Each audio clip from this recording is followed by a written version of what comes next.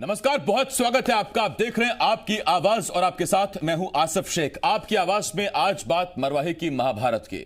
क्या 20 साल में पहली बार मरवाही सीट पर चुनाव में जोगी परिवार का कोई सदस्य नहीं लड़ पाएगा? 20 साल से जो सीट जोगी परिवार के पास ही रही, क्या अब उस सीट पर जनता कांग्रेस छत्तीसगढ़ का कोई प्रत्याशी नहीं होगा? ये सवाल इसलिए उठ रहे हैं क्योंकि पहले ऋचा जोगी और अब अमित जोगी का नामांकन रद्द हो गया है और इसके पीछे की वजह है जाति का जंजाल। और रहा सवाल जोगी के प्लान बी का, तो कांग्रेस का दावा है कि नए नियमों के तहत बाकी दोनों प्रत्याशियों के पास फॉर्म बी ना होने की वजह से उनका नामांकन अपने आप रद्द हो गया और यह बात ठीक है। कई सवाल हैं जिनके जवाब जानने की कोशिश करेंगे। एक खास पैनल भी हमारे साथ जुड़ेगा, लेकिन आइए सबसे पहले एक रिपोर्ट देखते हैं।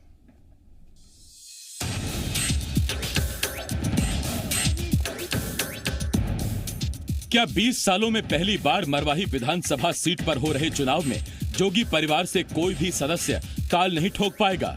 क्या जनता कांग्रेस छत्तीसगढ़ से कोई भी प्रत्याशी मरवाही सीट से चुनाव नहीं लड़ पाएगा? क्या मरवाही की महाभारत मुख्य तौर पर बीजेपी और कांग्रेस के बीच ही रह जाएगी? सवाल इसलिए खड़े हो रहे हैं क्योंकि अमित जोगी के बाद अब ऋचा जोगी का भी नामांकन रद्द हो गया। जाति के जंजाल में जोगी परिवार ऐसा फंसा कि पूरी की पूरी पार्टी ही मरवाही चुनाव से बाहर हो गई। ऋचा और जूनियर जोगी की जाति को कानूनी तौर पर गलत पाए जाने के बाद राज्य निर्वाचन आयोग ने यह बड़ा फैसला किया। जोगी को इस बात की आशंका पहले से ही थी, इसीलिए पार्टी ने दो और प्रत्याशियों पुष्पेश्वरी तंवर और मूलचंद का भी नामांकन करवा दिया, मगर फॉर्म बी न होने की वजह से उन दोनों का भी नामांकन रद्द हो गया। इस पूरी कार्रवाई के बाद अमित जोगी ने सीधा सरकार को निशाने पर लिया, तो उधर कांग्रेस ने इसके लिए खुद जोगी परिवार को ही जिम्मेदार ठहराया है। अपनी पूरी ताकत झोंक देने के बाद बस यही वो एक हथकंडा बचा था जिससे मुख्यमंत्री चुनाव में दिख रही अपनी निश्चित पराजय को कुछ समय के लिए और टाल सकते थे। सरकार भय में है। स्वर्गीय श्री अजीत जोगी जी के जीते जी लगातार उनका अपमान किया, उसके बाद उनके परिवार को राजनीतिक रूप से खत्म करने की अब साजिश तेजी से चल रही है। तो नियम था उनके पुत्र अमित जोगी का जाति प्रमाण पत्र निरस्त होना चाहिए और इसी का तहत हाईपावर कमेटी ने भी निर्णय ले लिया है कि उनका जाति प्रमाण पत्र अमान्य हो चुका है। तो इसी तहत आज अमित जोगी के नामांकन को अस्वीकृत कर दिया गया है। आप सरकार के इशारे पे काम नहीं कर रहे हैं? अभ्यर्थी कहना है कि आप उनके इशारे पे काम कर रहे हैं। मैं सरकार के इशारे पर काम नहीं कर रहा हूँ। अब सवाल यह है, क्या वाकई अमित जोगी के आरोपों में दम है? प्रशासन ने जोगी परिवार को चुनाव से दूर करने के लिए ऐन चुनाव पर ही कार्रवाई की। सवाल यह है, क्या जोगी परिवार प्रशासन और निर्वाचन आयोग के फैसले के बाद सरेंडर कर देगा? सवाल यह है कि जनता कांग्रेस छत्तीसगढ़ के बाहर हो जाने से अब मरवाही की महाभारत में कौन जीत दर्ज करेगा? दुर्गेश बिसेन, जी मीडिया, पेंड्रा। अमित जोगी और ऋचा जोगी के नामांकन पत्र रद्द होने पर बीजेपी ने जहां भूपेश सरकार पर हमला बोला है और इसे सरकार के डर का सबूत करार दिया है, तो वहीं सरकार इसे नियमों के मुताबिक की गई कार्रवाई बता रही है।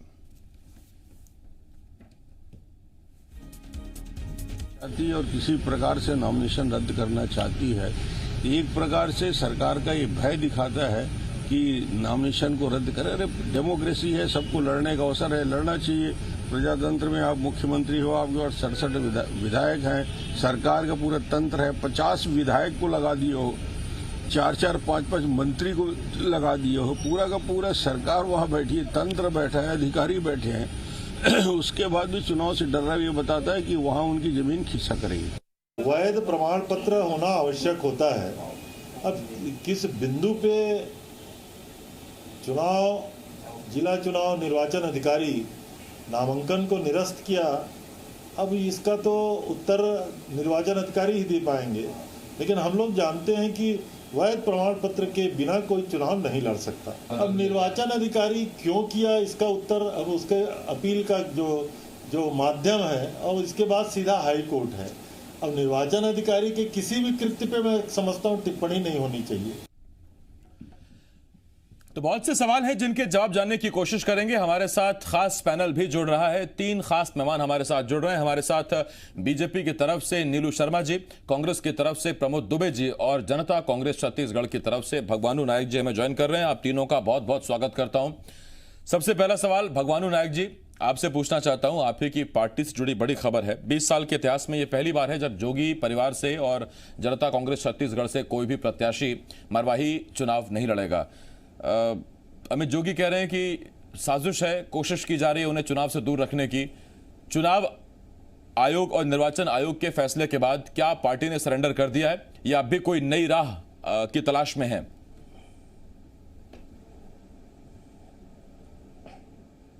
देखिए 27 अक्टूबर का जो दिन है आज छत्तीसगढ़ के लिए एक लोकतंत्र का काला दिन के रूप में जाना जाएगा, जब जोगी परिवार जो विगत 20 वर्षों से आदिवासियों की सेवा करती रही है, वहाँ का नेतृत्व करती रही है, वहाँ के लोगों का जीवन स्तर को उठाने का काम किया, लगातार वहाँ पर जोगी जी चुनाव जीतते रहे। जब कांग्रेस में थे तब भी जीते, जब वो जनता कांग्रेस बनाए तब जाके वो तब भी जीते।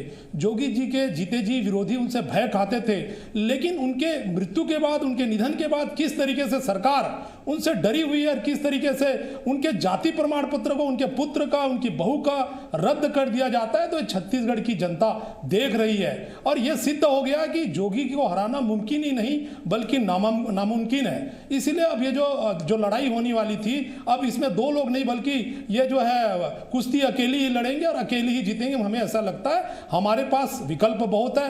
भारत का संविधान हमें संरक्षित करता है। भारत का सर्वोच्च न्यायालय, न्याय का मंदिर के पास हमारे दरवाजे खुले हुए, हम जाएंगे वहां पर और पूरे चुनाव प्रक्रिया को रद्द करने के लिए हम आवेदन प्रस्तुत करेंगे। नहीं, थोड़ा सा कंफ्यूजन है भगवानू नायक जी। आपने एक तरफ कहा कि अब ये अकेले ही लड़ेंगे, अकेले ही जीतेंगे, फिर आप कह रहे हैं कि हमारे पास ऑप्शन है सुप्रीम कोर्ट तक। तो उसमें क्या तय किया गया? अकेले लड़ने, अकेले जीतने देंगे या कोर्ट का दरवाजा खटखटाएंगे? नहीं, निश्चित रूप से अकेले लड़ने का अर्थ यही हुआ कि सरकार अकेले, देखिए जो चुनाव था ये अमित जोगी वर्सेस सरकार था। अगर वास्तव में 18 महीने 20 महीने में सरकार काम कर रही थी तो आज 50 विधायकों को और ये लंबे चौड़े जो संसदीय सचिवों की जो लिस्ट जारी की, मंत्रियों की गई, कोरोना काल में, महामारी के काल में मरवाही में किस तरीके से मंत्रालय बना दिया गया, तो ये जो लड़ाई थी ये सरकार और अमित जोगी जी के बीच में थी। तो अब तो ये सरकार अकेली लड़ेगी, ऐसी जीत जाएगी। किस तरीके से सरकारी तंत्र का दुरुपयोग किया जा रहा है ये छत्तीसगढ़ की जनता देख रही है। हमें चुनाव से बाहर जरूर किया गया, लेकिन मारवाही की जनता के दिलों से ये बाहर नहीं कर सकते। हम संघर्ष करेंगे, मारवाही की जनता की सेवा लगातार करते रहेंगे, माननीय न्यायालय के सामने जाकर के दरवाजा खटखटाएंगे और पूरी चुनाव प्रक्रिया को रद्द करने की मांग करेंगे। ठीक, मैं लौट रहा हूं इस पर आपके पास। पूरी चुनाव प्रक्रिया रद्द करने की मांग करेंगे जनता कांग्रेस छत्तीसगढ़, भगवानू नायक जी कह रहे हैं। प्रमोद दुबे जी, मैं आपके पास आ रहा हूं। प्रमोद जी, इंसाफ, सच्चाई, फैसले ये अगर किसी तय वक्त पर किए जाएं तो भी बहुत कुछ प्रभावित कर देते हैं। सीधा आरोप अमित जोगी का ये है, उन्होंने कहा है कि कातिल ही मेरा मुंसिफ है, मुझे क्या इंसाफ दिला पाएगा?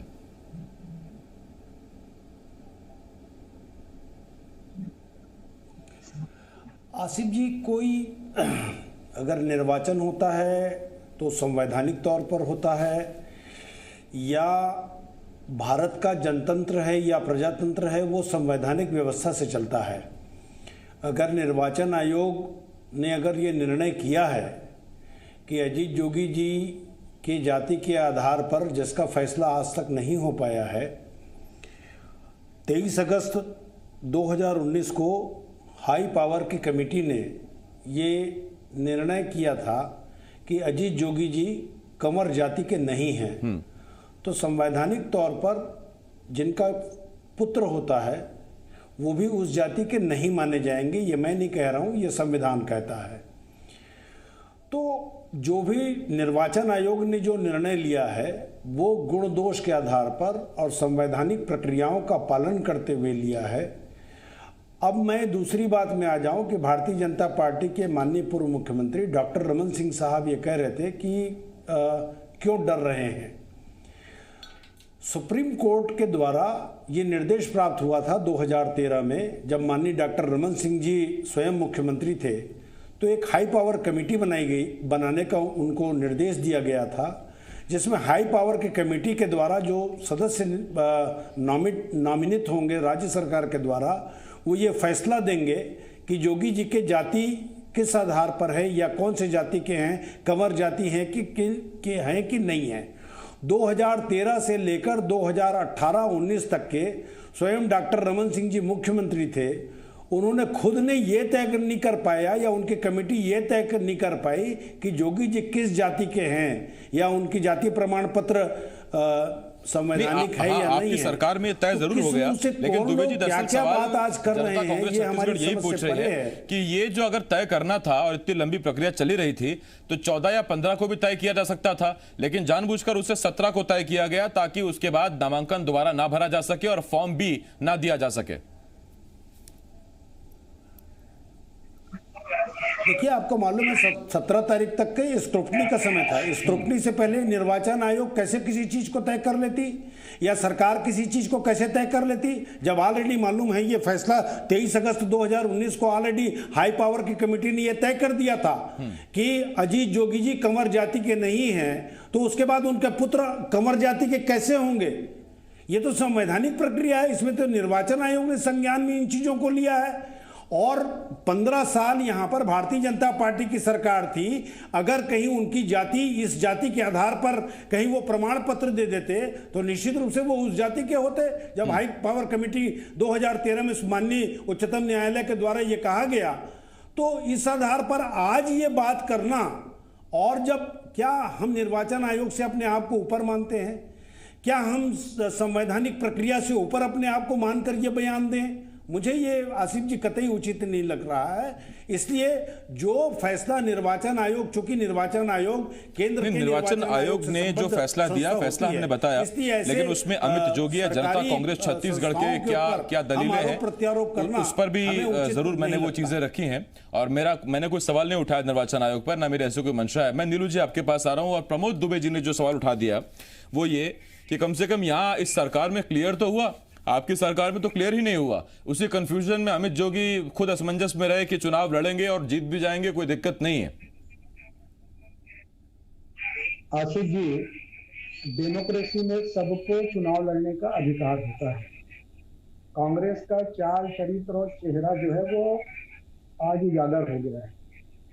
मैं आपको याद दिलाना चाह रहा हूं कि सन 2000 में जब छत्तीसगढ़ का निर्माण हुआ, तब कांग्रेस पार्टी ने इस राज्य के सारे दिग्गजों को किनारे करते हुए स्वर्गीय अजीत जोगी जी को इस राज्य का मुख्यमंत्री बनाया। आदिवासी मुख्यमंत्री के तौर पर उन्हें मुख्यमंत्री का अवसर दिया। लगातार 20 वर्षों से जोगी परिवार जो है मरवाही का प्रतिनिधित्व करते आ रहे हैं। अजीत जोगी जी के कांग्रेस में रहते तक के ये विषय जो है कांग्रेस क्यों नहीं उठाई, उस समय कांग्रेस क्यों मौन थी।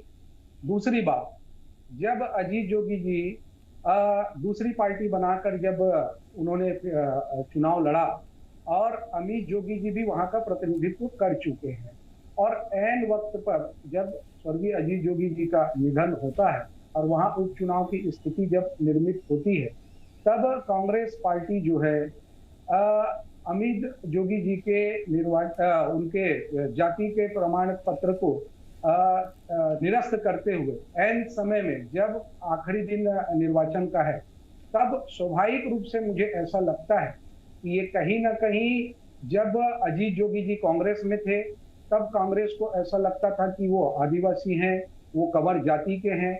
जब आज वो कांग्रेस से बाहर हो गए तब वो उनको जो है कांग्रेस जो है आदिवासी ग्रुप नहीं, तो उस पर नीलू जी कांग्रेस ने कई बार ये कहा है कि हमें मालूम नहीं था कि उनके पास फर्जी सर्टिफिकेट है। देखिए आसिफ जी, कांग्रेस जो है उसका मैंने इसीलिए कहा कि चाल, चरित्र और चेहरा उजागर हो गया। आज कांग्रेस जो है प्रशासनिक रूप से कहीं ना कहीं उसका दुरुपयोग करके आज ऐन वक्त पर उनको उनके निर्वाचन उनके जाति के प्रमाण पत्र को जो है निरस्त करती है।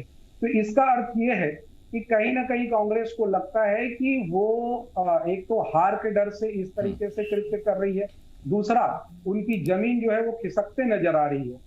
आज जब अजीत जोगी जी कांग्रेस के उसमें नेतृत्व कर रहे थे तब तक तो सब कुछ ठीक था।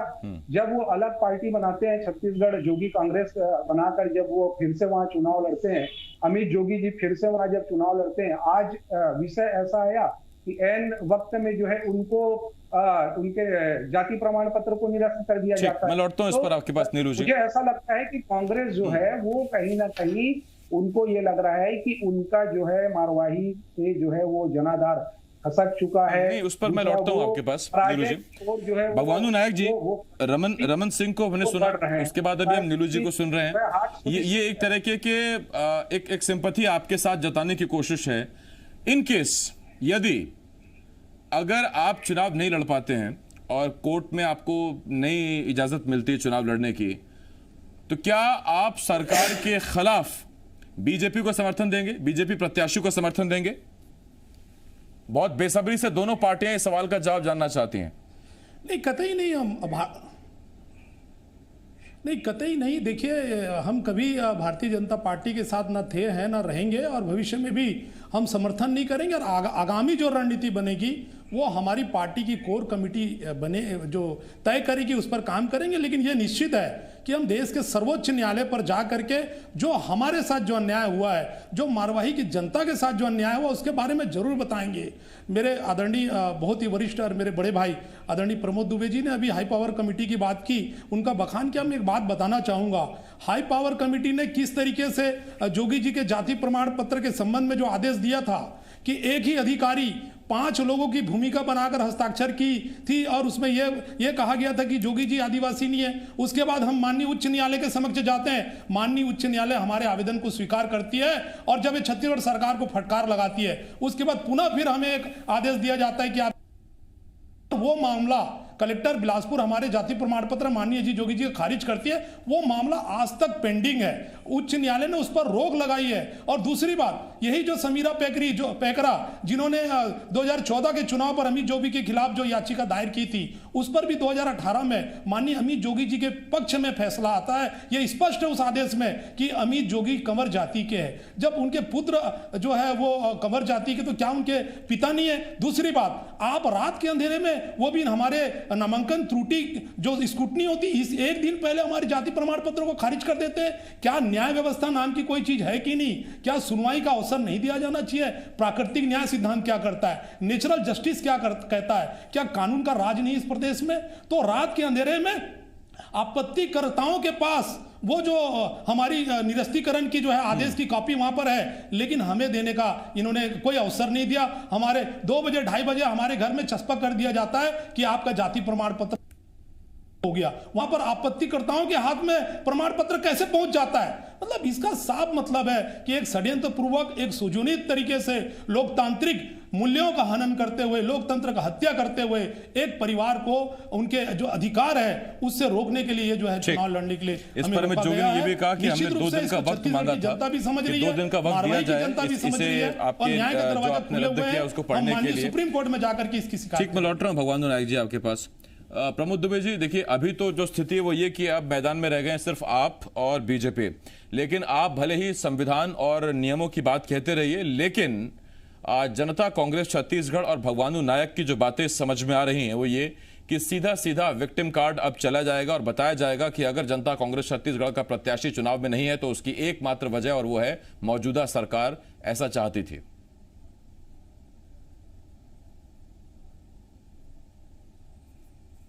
नहीं आसिफ जी, देखिए, मैं इस बात से भी दुखी हूं कि मैं एक पार्टी का कार्यकर्ता भी हूं, पहले कार्यकर्ता हूं। अमित जोगी जी का निर्वाचन रद्द हुआ या ऋचा जोगी जी का निर्वाचन रद्द हुआ तो JCCJ के 2 और कार्यकर्ता थे, उनको भी फॉर्म नहीं दिया गया। ये किस बात का द्योतक है? और भारतीय जनता पार्टी के एक नेता जब बात कर रहे हैं तो उनको मंतूराम पवार वाली बात याद नहीं आ रही है क्या, कि मंतूराम पवार के समय में भारतीय जनता पार्टी के नेताओं ने क्या किया था, इनके माननीय पूर्व मुख्यमंत्री जी ने क्या किया था? प्रत्याशी को कमरे के अंदर बंद करवा दिया था। ये प्रजातंत्र की बात कर रहे हैं और ये प्रजातंत्र के हत्या की बात कर रहे हैं। जब इनको इस प्रकार की बात अगर करनी है तो 15 साल जब इनकी सरकार थी, क्यों नहीं बनाई इन्होंने हाई पावर कमेटी, या हाई पावर कमेटी में इन्होंने निर्णय क्यों नहीं लिया? और रही अमित जोगी जी के जाति प्रमाण पत्र की, तो उस समय सरकार किसकी थी? सरकार जब भारतीय जनता पार्टी की थी तो आज किस मुंह से ये बात कर रहे हैं? किस मुंह से ये जोगी जी को नहीं लड़ने देने की बात कर रहे हैं? अरे आपकी सरकार थी, आप निर्णय लेना था। अब निर्णय को अब आज होगा क्या निर्णय? अरे जब आप सरकार में थे पूरे 15 साल, तो आप पूरे 15 साल में निर्णय नहीं ले सके। हाई पावर कमेटी के आपके जो लूप पोल थे, उन लूप पोल को आपने जानबूझ के कई आरोप आपने लगा दिए। आखिरी 30 सेकंड दे पाऊंगा मैं नीलू जी आपको, बोलिए। अवसर आप देते रहें और अपनी एक बी टीम तैयार करके आप रखें, ताकि समय आने पर बी टीम का भी फायदा ए टीम के द्वारा लिया जा सके। नीलू जी बोलिए। आसिफ जी, प्रमोद भैया की मैं बात को सुन रहा हूँ। मैं ये कहना चाहता हूं कि आप जब उनको मुख्यमंत्री 2000 में जब उनको घोषित किए और उसके बाद जब वो उपचुनाव, जब वो मरवाही में जब वो चुनाव लड़े, तब आपने उनको आदिवासी मुख्यमंत्री के रूप में आपने उनको प्रोजेक्ट किया। रही बात ये डॉक्टर रमन सिंह जी के नेतृत्व वाली सरकार की बात कर रहे हैं, तो आज वर्तमान में ये क्या कर रहे हैं, ये पूरी छत्तीसगढ़ की जनता देख रही है। आपने उनको अपने जब अवसर आया, वो जब आपके नेता थे, आपके कांग्रेस पार्टी के थे, तब आपने उनको आदिवासी माना, तब आपने उनको कंवर जाति ठीक, आप फिर वही बात कर रहे हैं नीलू जी। उसमें अब खैर जनता ही तय करेगी, और बाकी तो फिलहाल अभी स्थिति यही है कि उसमें आप दोनों के बीच सीधा मुकाबला दिख रहा है। बहुत धन्यवाद। मेरे पास वक्त खत्म हो गया। नीलू जी, प्रमोद जी और भवानू जी, बहुत बहुत धन्यवाद आपका।